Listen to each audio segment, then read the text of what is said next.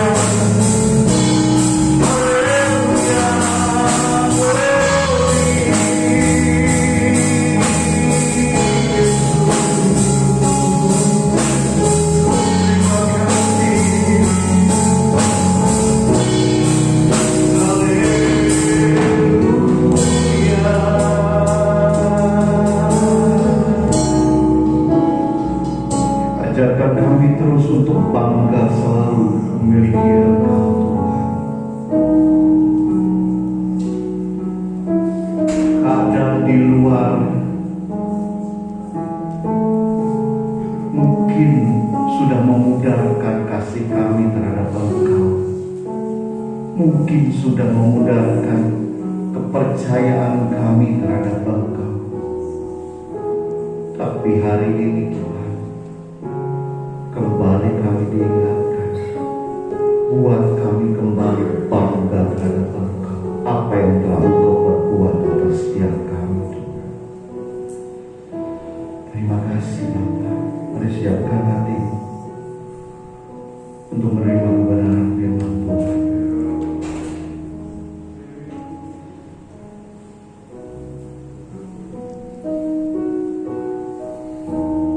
Firman-Mu berkata beserta, renungkan pujian ini, maka kuatkan jiwaku.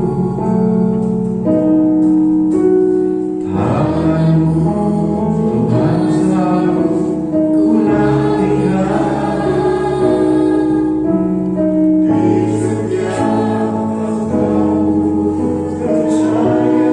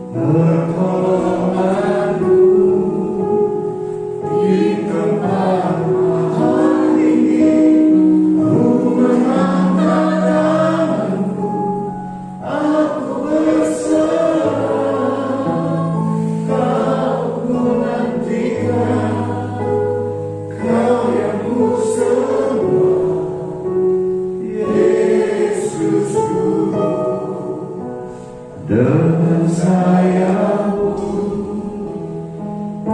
akan berhati di tengah hidup, ku tak menyerah. Terasing dan melindungi pada minggu pertolonganmu di tempat malam ini. Ku mengangkatku, aku berserah. Kau nantikan hal yang ku sembah, Yesusku, Rajaku, Yesusku,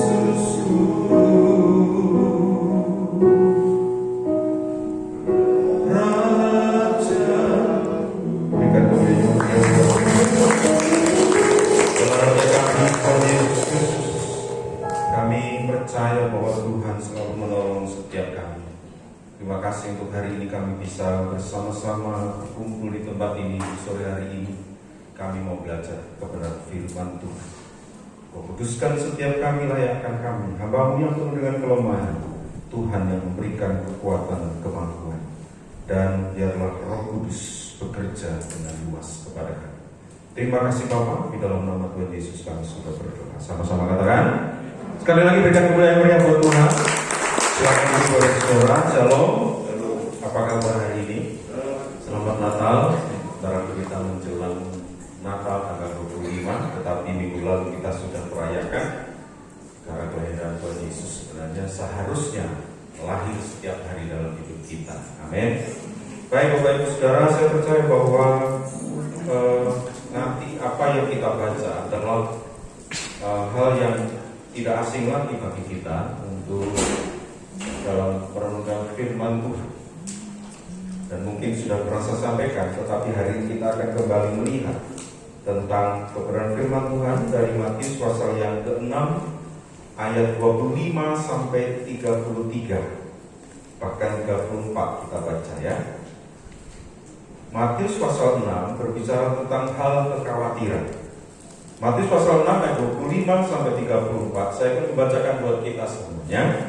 Karena itu aku berkata kepadamu, janganlah khawatir akan hidupmu, akan apa yang hendak kamu makan atau minum, dan janganlah khawatir pula akan tubuhmu, akan apa yang hendak kamu pakai. Bukankah hidup itu lebih penting daripada makanan, dan tubuh itu lebih penting daripada pakaian? Pandanglah burung-burung di langit yang tidak menabur dan tidak menuai, dan tidak mengumpulkan bekal dalam lumbung, namun diberi makan oleh Bapamu yang di surga. Bukankah kamu jauh melebihi burung-burung itu? Siapakah di antara kamu yang karena kekhawatirannya dapat menambahkan sehasta saja pada jalan hidupnya? Dan mengapa kamu khawatir akan pakaian? Perhatikanlah bunga bakung di ladang yang tumbuh tanpa bekerja dan tanpa memintal. Ayat 29. Namun aku berkata kepadamu, Salomo dalam segala kemegahannya pun tidak berpakaian seindah salah satu dari bunga itu.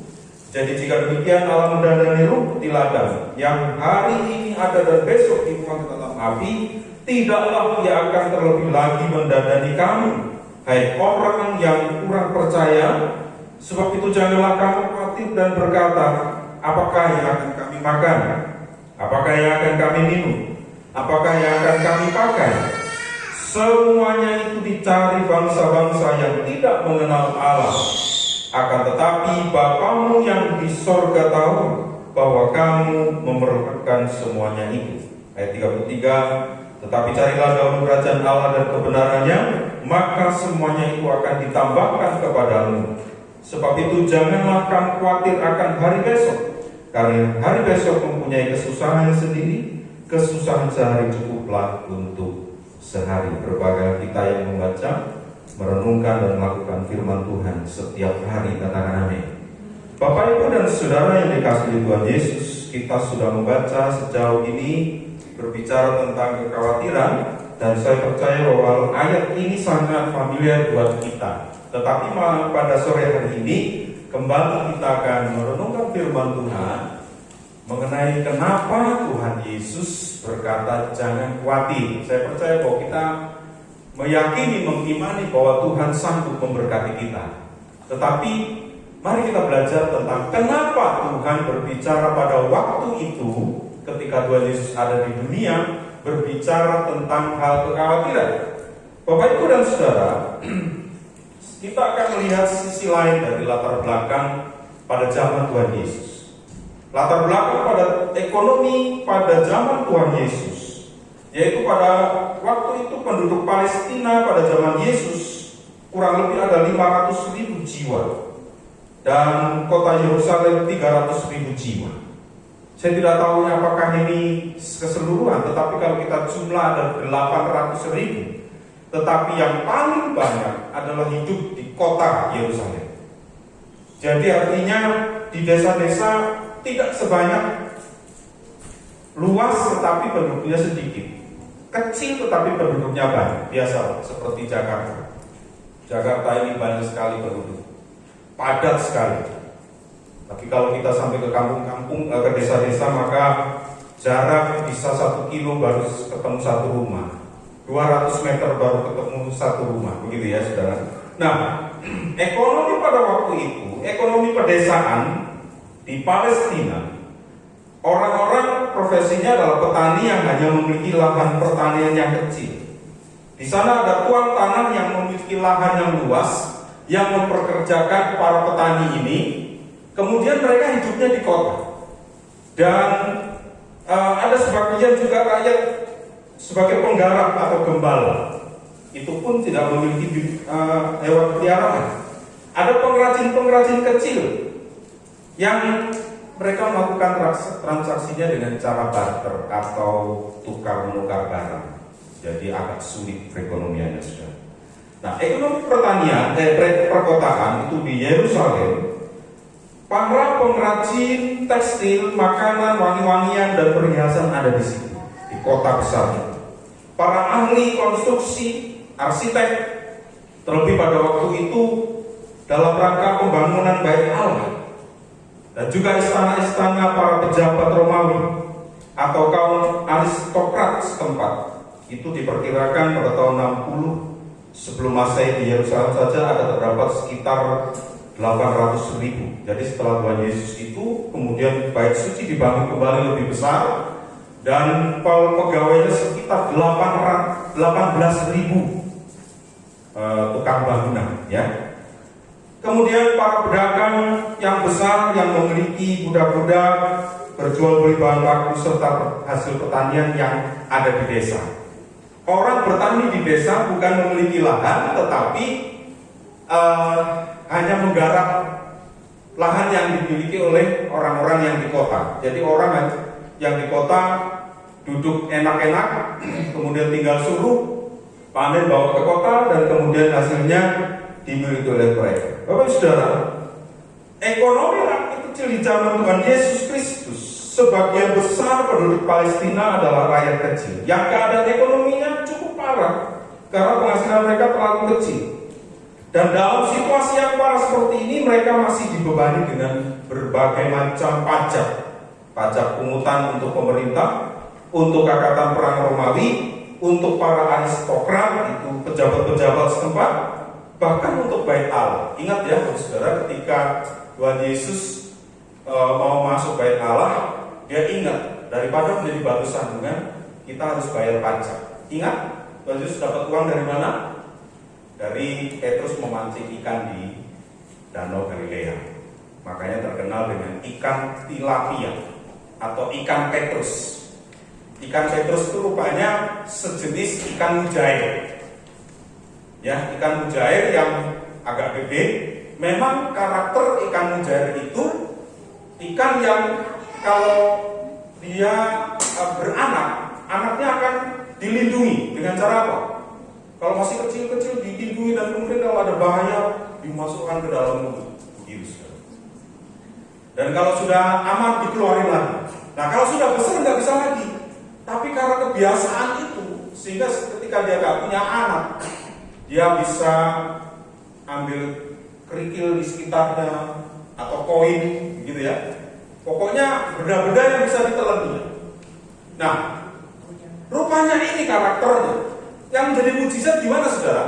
Mujizatnya adalah ikan ini memang biasa dalam benda-benda aneh, tapi yang jadi mujizat ketika Tuhan Yesus bilang, Petrus, kamu pancing ikan di laut, di danau, dan nanti yang pertama kamu dapat adalah ikan di dalamnya ada uang, kalau nggak salah 4 dirham.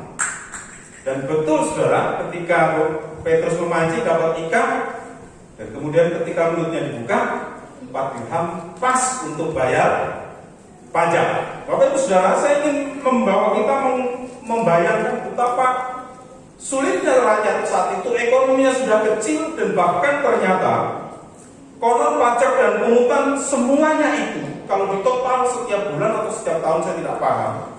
Tetapi perhatikan bahwa pajaknya mencapai 40%. Kalau per bulan 40%, kira-kira luar biasa ya saudara ya. Kalau gajinya 2 juta, 1 juta saja berarti kita hanya punya 600 ribu. 400 ribu harus untuk bayar. Ini memberatkan saudara. Nah, dan pada zaman itu latar belakang politik pada zaman itu, sayangnya saya tidak bisa memperlihatkan di slide itu, seperti digambarkan seperti piramid begitu. Jadi ada tingkatan-tingkatan, dan tingkatan teratas adalah diduduki oleh pemerintah. Artinya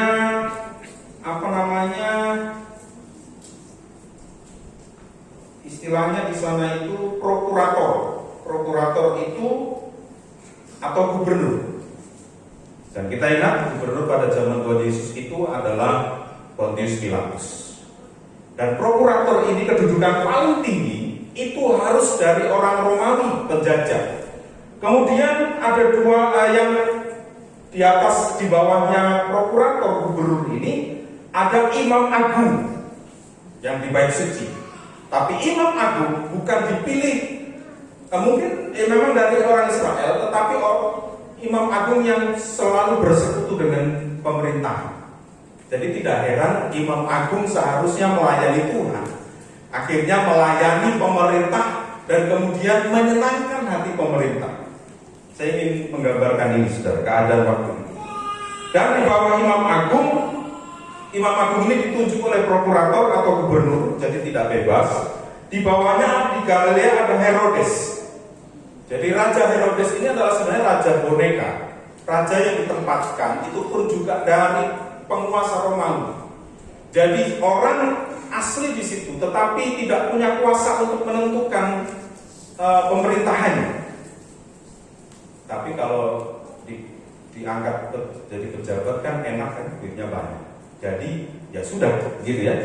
Dan di bawahnya adalah aristokrat atau pegawai-pegawai pejabat dan tuan tanah yang ditunjuk oleh Romawi. Di situ ada salah satu adalah pemungut cukai. Jadi poin pertama, piramid pertama adalah gubernur, kedua imam agung, ketiga raja boneka Romawi, Herodes dan sebagainya. Di bawahnya pejabat-pejabat termasuk tuan tanah. Tuan tanah ini tidak punya hak, kalau dia melawan kekayaannya bisa dicabut. Dan di situ ada pemungut cukai. Nah, kalau sampai dicabut, waduh, saya bisa dimiskinkan. Sehingga orang-orang kaya ini bukan pro kepada orang kecil, tetapi pro kepada pemerintah. Dan yang terakhir adalah rakyat kecil. Itu tadi sudah.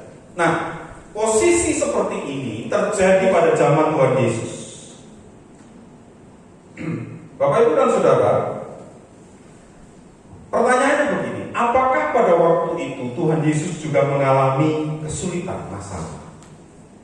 Jawabannya adalah iya, karena dia pada zaman itu Dia ada di bawah pemerintahan Pontius Pilatus, Herodes dan sebagainya. Dia sebagai salah satu Yusuf adalah tukang kayu yang tidak kaya, sehingga juga harus membayar pajak yang besar.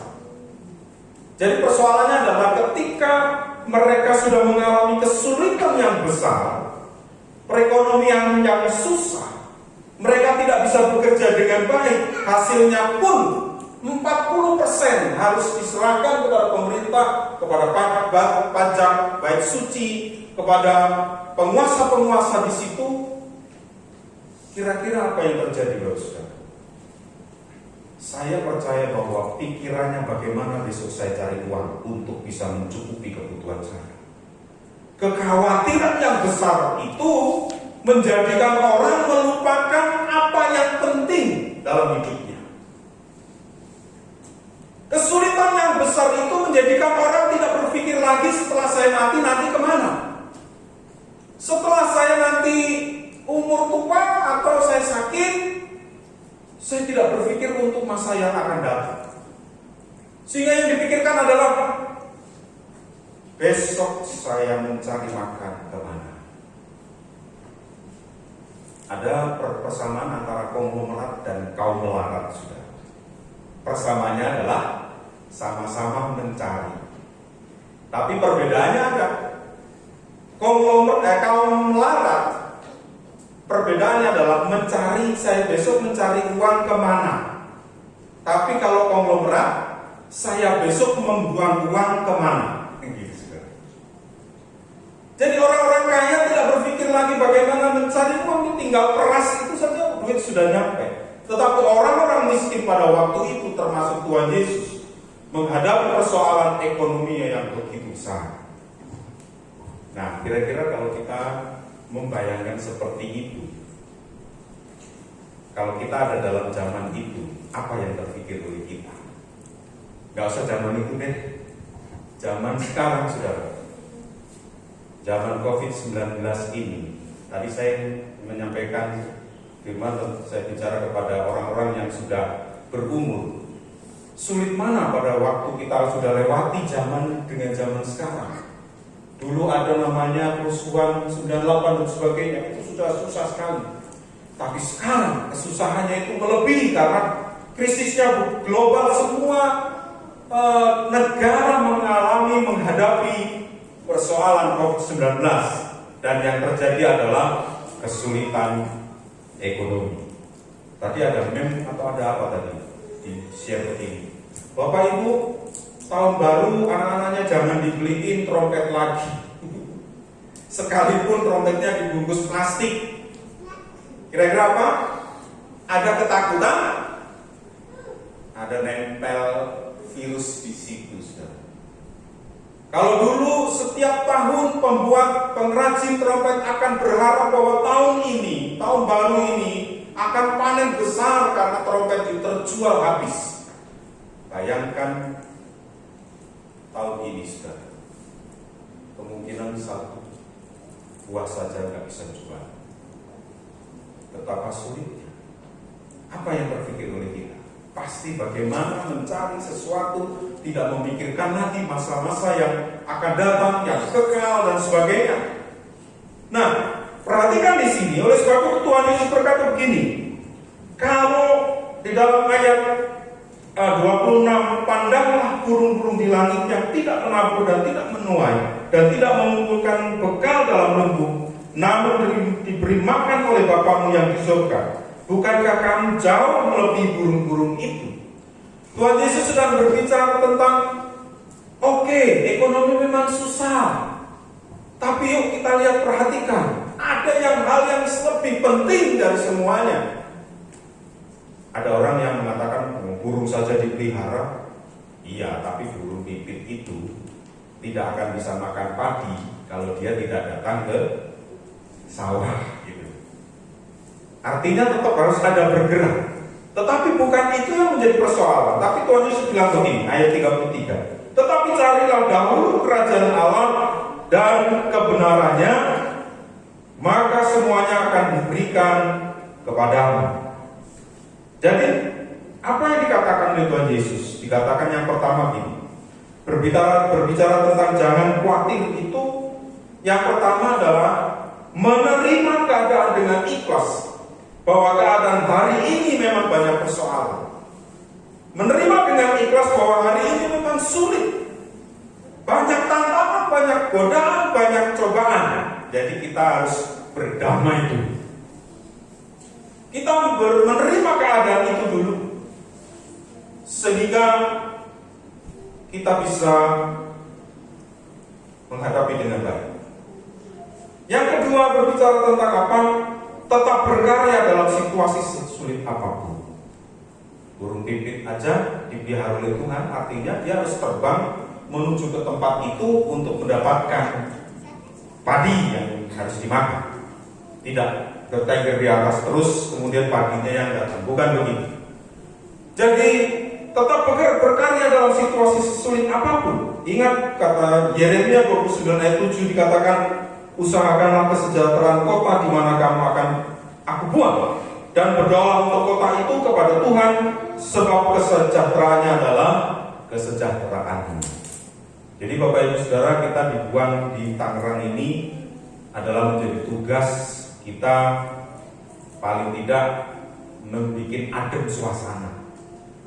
Seringkali kita ini ketemu dengan orang-orang yang memanas-manasi, bukan? Aduh, pemerintah hari ini gak bijaksana. Pemerintah hari ini tidak memiliki kepekaan terhadap orang miskin. Terus kita nimbrung, kemudian semakin panas dan kemudian menjadi besar. Tapi harusnya kita membuat adem. Enggak begitulah, pemerintah tetap mengusahakan yang terbaik sekalipun sulit. Bapak Ibu dan Saudara yang dikasihi Tuhan Yesus, jadi pengkhotbah berkata, taburkanlah benihmu pagi-pagi hari, dan janganlah memberi istirahat kepada tanganmu pada petang hari, karena kau tidak mengetahui apakah ini atau yang itu yang akan berhasil, atau kedua-duanya sama baik. Banyak orang memilih hal-hal yang tidak baik, yang wah ini saya nggak mau, ini saya nggak mau, saya kerjakan saja yang baik. Bapak Ibu, mengapa Tuhan Yesus berkata jangan khawatir? Ya kita tidak perlu gengsi, sekalipun tidak bisa aksi hari-hari. Ada banyak orang stres karena bukan karena nggak bisa makan, tetapi tidak bisa action, tidak bisa menunjukkan kemampuannya. Dan yang keempat, jangan khawatir. Tuhan Yesus mengatakan prioritaskan kebutuhan dan bukan keinginan. Mungkin keinginan kita banyak. Katanya pemerintah di bulan-bulan ini ada banyak orang kalau mau bepergian harus bukan rapid test, karena apa namanya, antigen. Itu sebenarnya untuk mempersulit supaya kita tidak pergi, karena ongkosnya berkelipat kali ganda kan. Jadi banyak orang yang ingin bepergian besok-besok itu, tapi pemerintah ingin membatasi. Jadi kalau kita jangan paksakan lah, kalau nggak punya ya di rumah saja. Artinya kita melakukan perjalanan di malam tahun baru dari dapur, ya kan, ke ruang tengah, ke depan, ke jalan, balik lagi. Ya itu perjalanan kita lagi, muter aja di situ. Sama kok. Hingga membunyikan petasan nggak apa-apa, beli balon aja, ya, digembungin, kemudian dikasih sumbu, pakai apa namanya, kayak kertas, terus disulut, meledak juga. Sama suaranya duet gitu juga, cuma kurang gede aja gitu ya. Artinya apa? Keadaan situasi seperti ini, ayo kita terima aja. Menghadapi hal yang sulit ini seringkali kita menjadi tidak berpikir apa yang Tuhan ingin kehendaki. Jangan khawatir berbicara tentang pemeliharaan Tuhan yang ajaib, saudara. Teman saya di Belitung itu dulu sama-sama kami melayani. Dia bercerita begini, Pak, saya juga mengalami kesulitan hari. Dulu dia seorang sales dan kemudian pun punya usaha sendiri, mebel dan sebagainya, kemudian tutup. Sekarang usahanya itu Sekarang saya buat bakso ikan gitu. Sate apa namanya itu? Sate ikan dijual kemana-mana. Lumayan itu. Sekalipun pagi-pagi saya harus bawa motor, saya ke pasar bawa ambong, nggak tahu di sini sebutannya apa, dengan bau yang amis banget, ambil ikan, tapi saya kerjakan. Dan dia tidak, Pak, Tuhan itu bisa melakukan mujizat. Misalkan kita hanya bisa beli telur, dan katanya kuning telur itu jahat ya, karena kolesterolnya tinggi itu ya. Tapi ketika kita saat itu tidak mampu membeli yang lebih sehat, kita hanya bisa beli telur, kita bisa makan itu, dan hampir tiap hari, maka Tuhan bisa melakukan mujizat apa? Kolesterolmu tidak akan naik. Artinya apa? Pada saat sulit, Tuhan bisa melakukan mujizat dengan hal-hal yang kadang-kadang tidak masuk akal.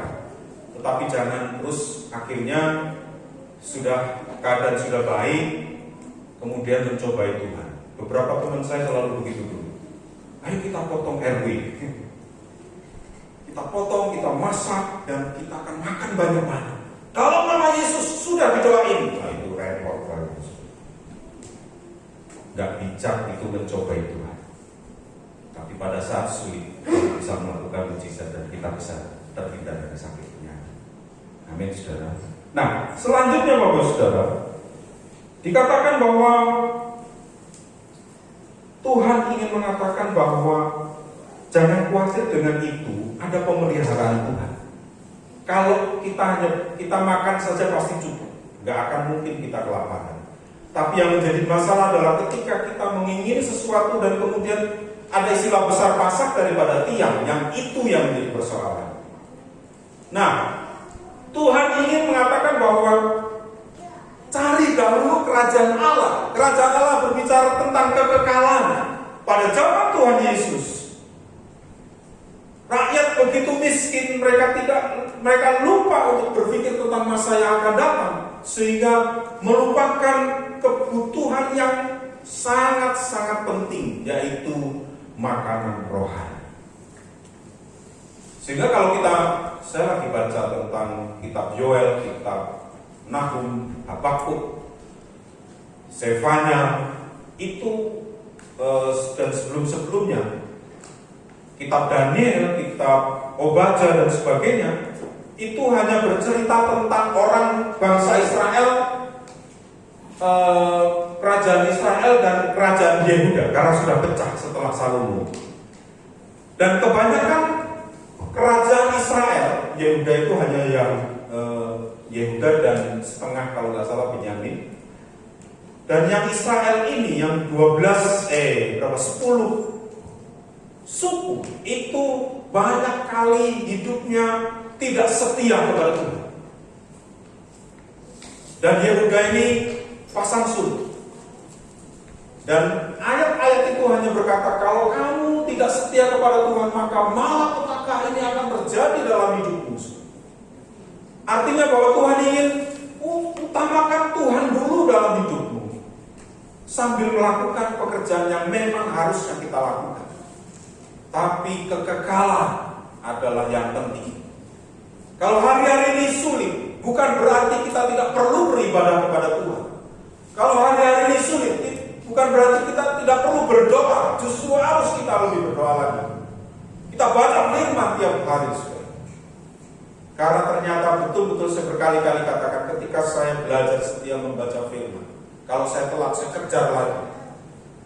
Ada berkat-berkat yang seringkali tidak terduga dan Tuhan bisa tunjukkan. Kalau kita kejar terus hal-hal yang hanya sementara, maka kerohanian kita akan semakin berkurang dan kita merasa hidup ini tidak ada artinya. Natal berbicara tentang penyertaan Tuhan. Ada banyak orang stres hari-hari ini karena apa? Mencari Tuhan susah. Justru kita didatangi oleh Tuhan. Tadi pagi saya buat satu contoh tentang Sakius yang kecil pendek, yang dibenci oleh penduduk waktu itu karena dia juga seorang pemungut cukai. Dan kemudian dia rindu ingin melihat Yesus dengan caranya sendiri. Dia pikir bahwa Tuhan Yesus tidak akan mau datang kepada saya. Tapi ketika Yesus melihat dia di atas pohon, Zakius turun, nanti kamu jatuh ke seleo lagi. Gak ada tukang urut di sini. Turun, aku mau datang ke rumahmu. Bukan hanya untuk kongko, tetapi makan bersama.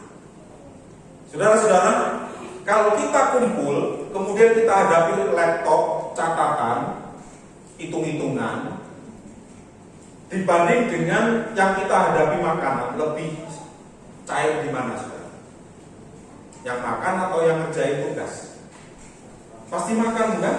Dan Tuhan tunjukkan itu. Zakius, aku mau datang ke rumahmu, makan, supaya aku ngobrol dari hati ke hati. Dan mujizatnya apa? Zakius mengalami jamahan Tuhan. Hari itu Zakius hartanya habis. Separuh dari hartaku persembahkan kepada orang miskin. Kalau ada yang kuperas, ku kembalikan 4 kali lipat. Dan apa yang terjadi, saudara? Dia bangkrut. Tapi rohaninya tumbuh. Dan Yesus berkata apa? Orang ini pun adalah anak-anak Abraham. Bapak Ibu Saudara, mari kita tunjukkan hidup kita di tengah pandemi yang luar biasa ini. Natal hadir untuk kita supaya kita berpikir tentang kekekalan, yaitu hidup yang akan datang. Karena Tuhan sudah berjanji, carilah dahulu kerajaan Allah dan kebenarannya, maka semuanya akan ditambahkan kepada. Jangan kebalik, yang utama. Oleh sebab itu pada sore hari ini kita balik, bukan kekhawatiran yang kita kerjakan, tetapi firman Tuhan. Kita kalahkan kekhawatiran. Biarlah kekhawatiran ada di bawah kuasa Tuhan, sehingga hidup kita akan semakin hari semakin luar biasa. Katakan amin. Mari kita tunduk kepala bersama-sama. Bapa yang baik, kami bersyukur kepada Tuhan, sebab Engkau luar biasa pada hari ini mengajarkan kepada kami untuk hidup setia kepada Tuhan, untuk mengutamakan Kristus dalam hidup ini, untuk mengutamakan Tuhan dalam hidup ini, kerajaan Allah. Ajar kami untuk membaca firman, untuk berdoa, ajar kami untuk memuji Tuhan, menyembah Tuhan, ajar kami untuk melayani Tuhan, ajar kami juga untuk bekerja. Setiap bekerja biarlah kami selalu berpikir bahwa ini untuk memuliakan nama Tuhan. Karena kami yakin dan percaya janji-Mu tidak pernah akan diingkari oleh Tuhan. Engkau akan memelihara kami. Situasi pandemi ini tidak menjadikan kami takut dan khawatir kemudian melupakan Tuhan, tetapi kami semakin kuat, semakin giat dalam mengikut Tuhan, melayani Tuhan. Engkau tolong setiap kami pada hari ini. Dan Natal ini biarlah menjadi satu hal yang penting dalam hidup kami, bahwa Tuhan Yesus sudah hadir dalam hidup kami, mencari orang-orang yang berdosa, dan kami tinggal bersyukur kepada Tuhan. Kami tinggal melakukan pekerjaan kami, yaitu mencari kerajaan Allah, mengusahakan setiap hari kerajaan Allah dalam hidup kami. Sekalipun di tengah kekhawatiran, kami akan menang bersama dengan Tuhan. Terima kasih. Di dalam nama Tuhan Yesus kami sudah berdoa. Sama-sama katakan. Saya serahkan kembali.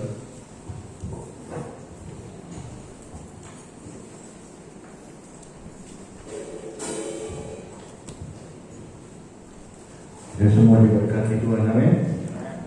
Terima kasih buat Pak Yul atas kebenaran firman Tuhannya yang sudah memberkati kita sekalian. Sebentar kita akan memberikan yang terbaik buat pekerjaan Tuhan di tempat ini. Kami minta tolong yang bertugas harus membantu.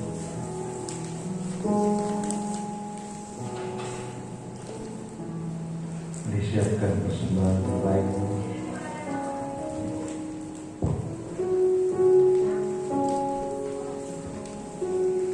Kita berdoa. Kalau kami bersyukur buat apa yang Tuhan sudah katakan dalam firman, bahwa kami tidak harus kuat, kami harus bisa mengalahkan kekhawatiran kami. Karena ini Bapa, dalam nama Yesus, berkat-Mu atas hamba-Mu dan atas kami sekalian juga Tuhan, sehingga apa yang sudah ditabuh, sungguh menjadi rem buat setiap kehidupan kami. Sebentar kami mau memberi untuk pekerjaan, Bapak tolong kami, mampukan kami untuk memberi dengan segala ketulusan hati kami. Dalam nama Yesus kami siap memberi. Haleluya. Amin. Saya minta tolong Agus bisa tolong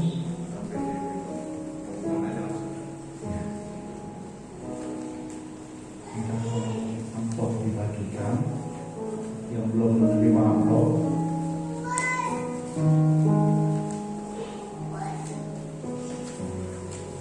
baik, persembahan kita ada dua cara, melalui amplop dan melalui scan barcode. Scan barcode bisa dilakukan melalui aplikasi BCA ataupun aplikasi OVO ya saudara, mana-mana yang saudara punya.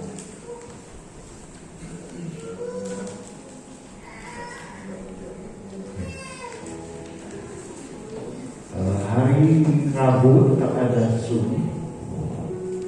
Kita berdoa melalui aplikasi Zoom yang disediakan, linknya akan dibagikan hari Rabu pada jam 7 ya saudara. Pengumuman akan dibawakan oleh Pak Pace menyangkut malam tahun baru ya, silakan Pak.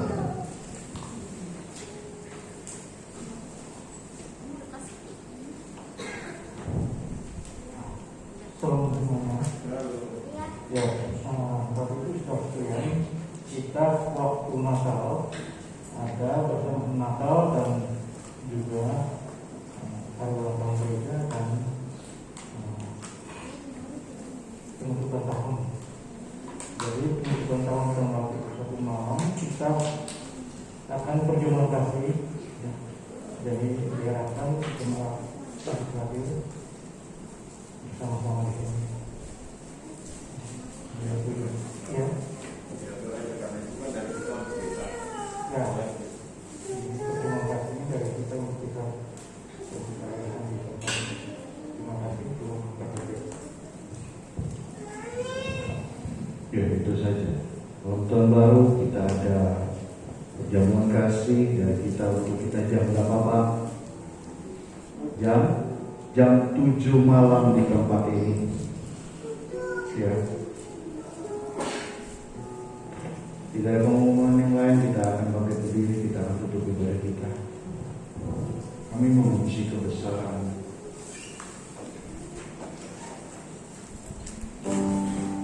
kami, memuji